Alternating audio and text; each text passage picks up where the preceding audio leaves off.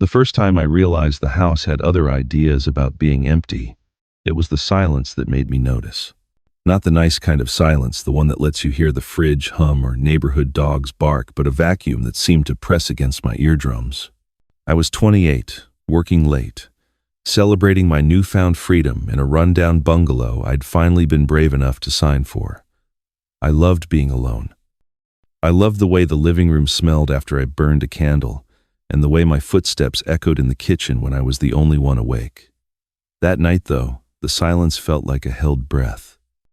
It started as a tiny thing, a soft scrape above my bedroom, like a chair being dragged very slowly across old floorboards. I froze on the couch, holding my tea so tight it scalded my palms. The sound stopped. I told myself it was the house settling. Old houses settle. I told myself a lot of things that night. At 2:13 a.m., my phone buzzed with an email notification work nonsense, and for the first time, I realized the scrape was timed. It always came 3 minutes after the lights went off. I laughed at myself and turned over the lamp. The sound came, scritch, scritch, as if fingernails were trailing along the underside of the stairs. I walked toward the staircase and felt my heart do something that felt like applause. Quick, surprised, and useless. There's a peculiar clarity in fear. Your thoughts slice into tiny, precise pieces. I told myself to call someone, anyone. I told myself to leave.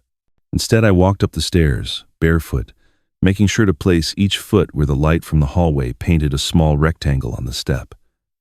At the top, the hall was empty. The door to the attic, a narrow wooden door I'd never opened, was closed. The brass knob dull with age. It had always been like that.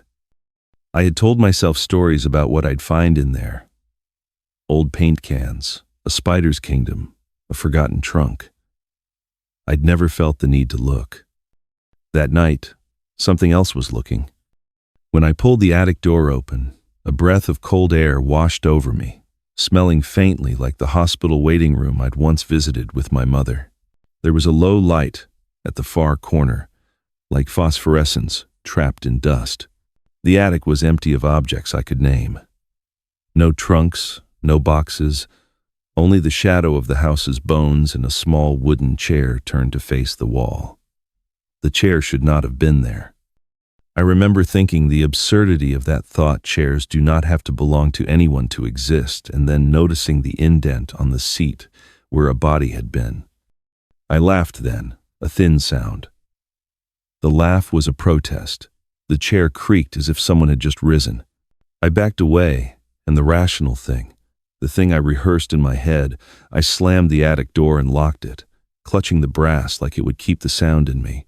I slept in the living room that night, with the television on until the battery gave up and the blue light blared like an alarm.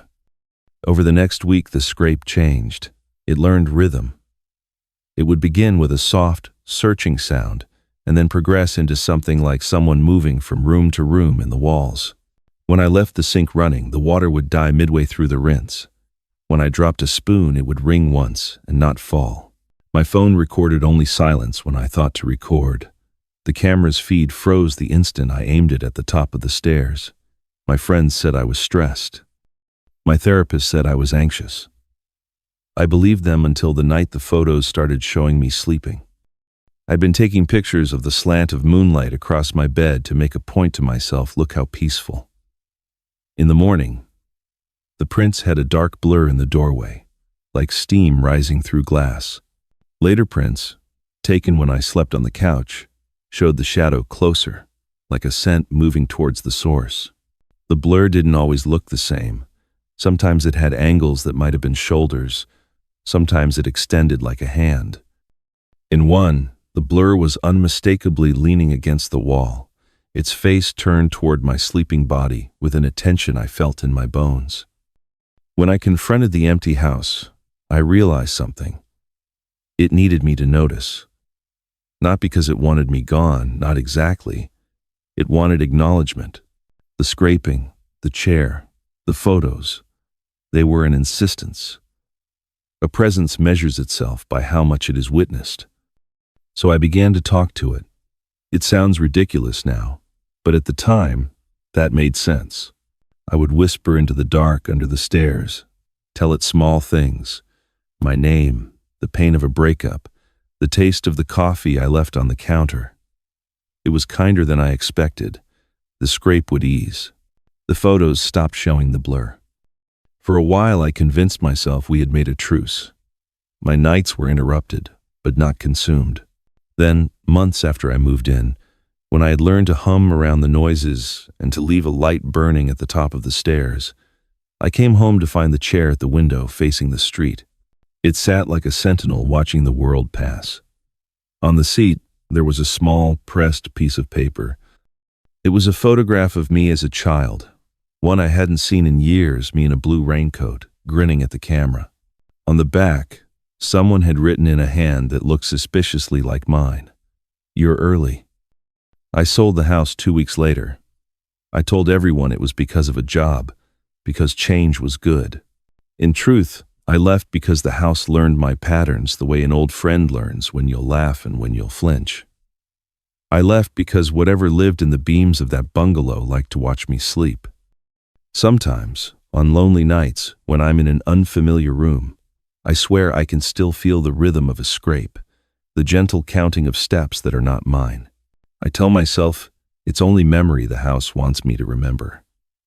Maybe it's true. Memory is a way of keeping company. Working graveyard shifts taught me small, useful truths. How to make coffee that doesn't taste like despair. How fluorescent lights reveal dust like a constellation. How the highway hums at a frequency that puts your brain on standby. I thought I knew what lonely was until I was the only attendant at Pump 4 at the corner station on Route 9. The town itself shrank at night. The diner closed at midnight. The streetlights blinked like tired eyes, and the pumps glowed like little moons. On a Tuesday that smelled of rain, a man in a dark jacket came in around 2:30 a.m. He had the kind of face you assume belongs to someone's uncle. Ordinary, slightly weathered, forgettable in daylight. He paid cash, asked for directions to the next town, and left without a word. I filled a receipt, washed my hands, and prepared for the long, stretchy hours where time is a teasing animal present but not approachable. 2 hours later, the power flickered, and the TV behind the counter went black, then came alive with static. The man returned. He didn't use the door. He simply appeared at the far pump, standing under the cold sodium light, as if he'd always been there. His car was not in the lot. There was no sound of doors or footsteps. The rain did not wet the ground around him. He looked at me like someone who is reenacting a memory and wants you to understand your role. "You still open?" he asked. Nothing in his voice was urgent. He asked, as you might ask, if someone could pass the salt. I told him yes. I offered a coffee. He took it without heat. We talked about nothing, the direction of the wind, how the highway was slick, the way the convenience store coffee tasted like melted cardboard. He made small jokes, not cruel but precise, and I laughed when I was supposed to. He asked about my name, about why a young person like me worked nights. I told him the usual. Bills, the quiet, the money. He listened like someone taking ledger entries. When I glanced away to ring up something for a muffler billboard, he was standing by the snack aisle. I remember thinking it took him too little time. The security feed recorded the aisles in a mechanical rectangle. When I later rewound the tape, there were indeed 2 hymn frames, 2 images of the same jacket in the same place for the same minute. The tape stuttered like a throat clearing. He kept returning to the same shelf, but he didn't touch anything. His hand would hover just above the chips or the candy bars, then drop. When I asked if he needed help, he would say only, "Not yet." There was an appetite there that wasn't for food. At 3:17 a.m., the pump light suddenly switched to a harsh white, and the man was behind me at the counter holding a small, folded map. He spread it on the formica like an offering. Where there should have been roads, there were faint, nearly invisible lines that seemed to move if I stared too long. I traced one with my fingertip and felt an ache in my teeth, as if my molars had been tapped from the inside. "Have you ever gone the wrong way?" he asked. "There's something that thinks you're lost and keeps you that way." I told him I drove the same route every day. He nodded as if he accepted this fact and also knew it was a lie. Outside, a truck passed and the panes on the door rattled. The map fluttered, though there was no wind. Then he pointed at the clock above the cooler. "Time is honest here," he said. "It tells stories if you listen. It tells me you hear something at 3. My skin tightened into a single thought. How did he know? He grinned without humor. "We like to collect habits." I laughed, the nervous sound of a person who wants to prove they are not a child. It worked as much as a bandage on a wound. He left then, slipping back out to the pumps in the kind of movement that implied he had been practicing leaving without making a sound. The bell on the door didn't ring. After he left, the store felt rearranged. Nothing was missing. Everything was in place but slotted into a slightly different story. The clocks ticked the same. The coffee still tasted like regret, but there was a place in the corner where the light seemed thinner, as if a layer of the world had been peeled away and some other, more patient thing had looked through. I closed early that morning, the sun an apology in the east. The map stayed on the counter, folded like a secret. When I unfolded it at home under a lamp that hummed, the ink ran in paths that weren't roads. In the margin, in a handwriting as ordinary as a grocery list, someone or something had written one word: detour. I still work nights sometimes. I check the security tapes, I count cars, and I keep a list of every face I serve. Now and then a man in a dark jacket appears in my memories as if he had never left, asking about my name, folding maps, teaching me where wrong turns hide. Each time it happens, I cross my own routes, drive with the radio loud, and avoid that turn off the highway where the road seems to swallow the sound of engines. You learn to live with ghosts the way you learn to live with potholes. You slow down, you remember to breathe, and you dare not park on certain stretches after midnight. The man at Pump 4 was not the only one who knew the highway's private language. He just spoke it politely enough to make me listen. There's an intimacy to motels you can't fake. The thin walls that admit a neighbor's curse, the cheap carpet that remembers every foot, the way a door closes with a finality that resembles a breath. I was passing through on the last leg of a drive that had no particular destination. I checked into room 212 because the fluorescent sign above the office promised vacancy and the clerk was too tired to smile. It looked like every motel room in the photographs advertising restful nights. A television, a bed with 2 stiff pillows, a lamp with a shade that drooped.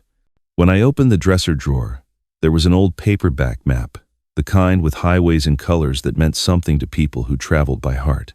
I set my bag down and made coffee that tasted faintly of the motel's carpet. The room had a hum, a slow, cyclical note that matched the slow blink of the exit sign over the door. Around midnight, a knock came polite, like someone had misread their own address. I opened the door expecting a traveler, a drunk person trying to find their room, the kind of small human error that is easy to forgive. Standing in the corridor was a woman in a nightgown, her hair damp as if she had just come from the shower. She held a child in her arms and smiled like a photograph. "Sorry," she said. "Wrong room." Her voice had a practiced softness. She turned away and walked down the hall without looking back. I closed the door and told myself it was nothing. The motel is a halfway house for other people's mistakes. You expect interruptions.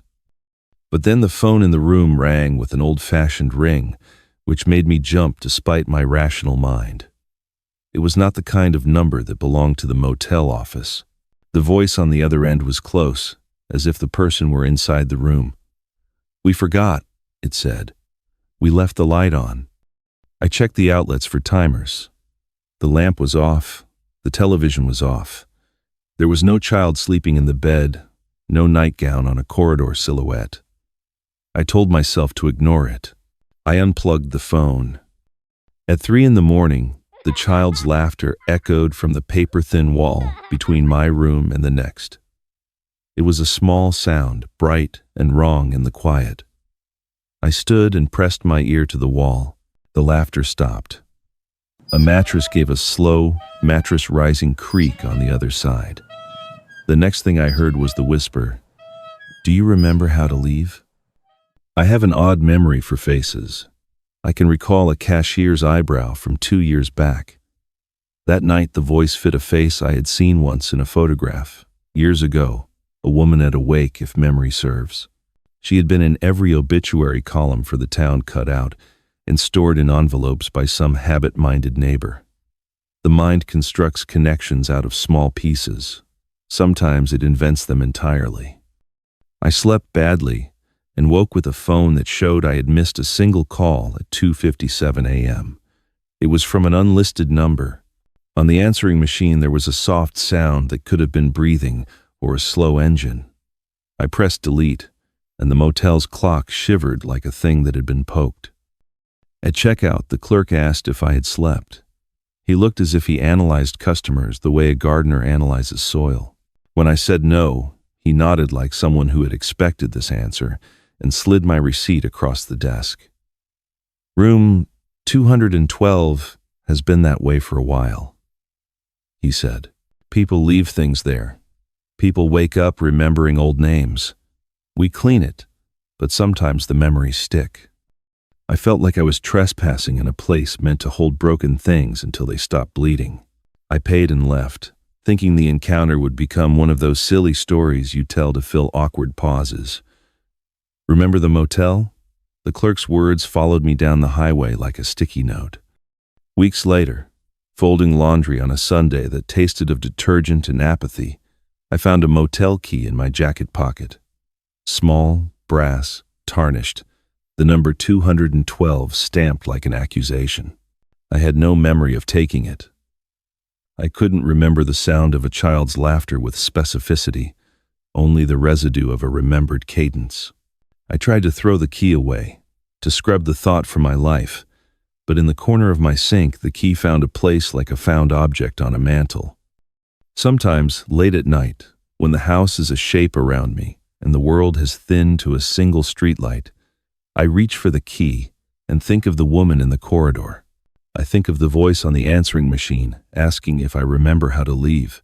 I sometimes imagine the motel as a way station for people who forgot a particular route out of grief or a habit, a place that keeps trying to send them onward. Or perhaps it is a parking space where the past stops to stretch its limbs. When I drive past a neon motel sign now, I do not look away. I watch the vacancy lights blink and think of keys warming in pockets, of voices practicing names. I keep my own keys close and check the back seat. Memory is a tricky, treacherous map. Motels are full of the places people left on it.